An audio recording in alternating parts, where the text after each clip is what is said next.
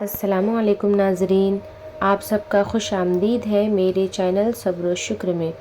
سامعین، آئیے آج ہم جانیں گے کہ اسلام کے ارکان کتنے ہیں۔ اسلام کے 5 ارکان ہیں، یعنی اسلام کا دار و مدار 5 چیزوں پر ہے۔ پہلا کلمہ، دوسرا نماز، تیسرا روزہ، چوتھا زکوٰۃ، پانچواں حج۔ سامعین، سب سے پہلا رکن ہے کلمہ۔ کلمہ کیا ہے؟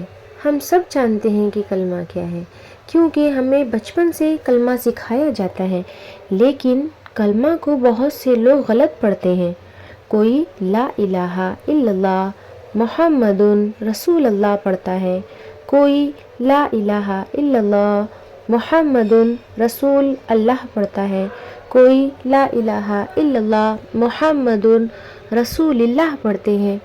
لیکن سامعین، صحیح کلمہ یہ ہے، لا الہ الا اللہ محمد رسول اللہ۔ کلمہ کیا ہے؟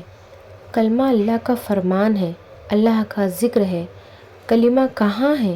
کلمہ قرآن مجید میں ہے۔ یہی وہ کلمہ ہے جسے پڑھ کر دل سے اور زبان سے اقرار کر کے ہم اسلام میں ہونے کا ثبوت دیتے ہیں۔ ایک حدیث پاک کا مفہوم ہے کہ رسول اللہ صلی اللہ تعالی علیہ وسلم نے فرمایا کہ جب کوئی بندہ کلمہ پڑھتا ہے تو اس کے لیے آسمان کے سب دروازے کھول دیے جاتے ہیں، یہاں تک کہ اس کے کلمے پڑھنے کی آواز ڈائریکٹ عرش تک جاتی ہے۔ شرط یہ ہے کہ بڑے گناہوں سے بچا ہو۔ یہ کتنی بڑی فضیلت ہے کہ کلمہ پڑھنے والے کی آواز براہ راست ڈائریکٹلی اللہ تک، عرش معلیٰ تک پہنچ رہی ہے۔ سبحان اللہ۔ اور حدیث پاک کا مفہوم ہے کہ رسول خدا صلی اللہ تعالی علیہ وسلم نے فرمایا، جو شخص دن اور رات کے کسی بھی حصے میں کسی بھی وقت میں کلمہ پڑھتا ہے تو اس کے اعمال نامہ سے برائیاں ختم کر دی جاتی ہے اور ان برائیوں کی جگہ نیکیاں لکھ دی جاتی ہے۔ سبحان اللہ۔ کتنا پیارا اسلام ہے ہمارا کہ کلمہ پڑھنے پر ہمارے گناہوں کو، ہماری برائیوں کو ختم کر دیا جا رہا ہے اور ہمارے اعمال نامے میں نیکیاں لکھ دی جا رہی ہے۔ ایک مرتبہ کا واقعہ ہے کہ کسی گاؤں میں ایک شخص رہتا تھا جو ہر سال بڑے دھوم دھام سے، بڑے ذوق و شوق عقیدت سے بتوں کی پوجا کیا کرتا تھا۔ ایک مرتبہ بڑی مشکل میں گرفتار ہو گیا۔ وہ بہت پریشان ہوا۔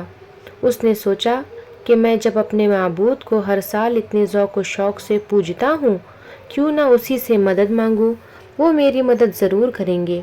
چنانچہ وہ جاتا ہے اپنے معبود کے پاس اور مانگتا ہے اس سے گڑ گڑاتا ہوا، اس کے سامنے اپنی مصیبتوں سے نکلنے کی حل کو تلاش کرتا ہے، اس کے سامنے اپنے مراد کو رکھتا ہے، نجات مانگتا ہے، لیکن اس بت سے کوئی جواب نہیں آتا۔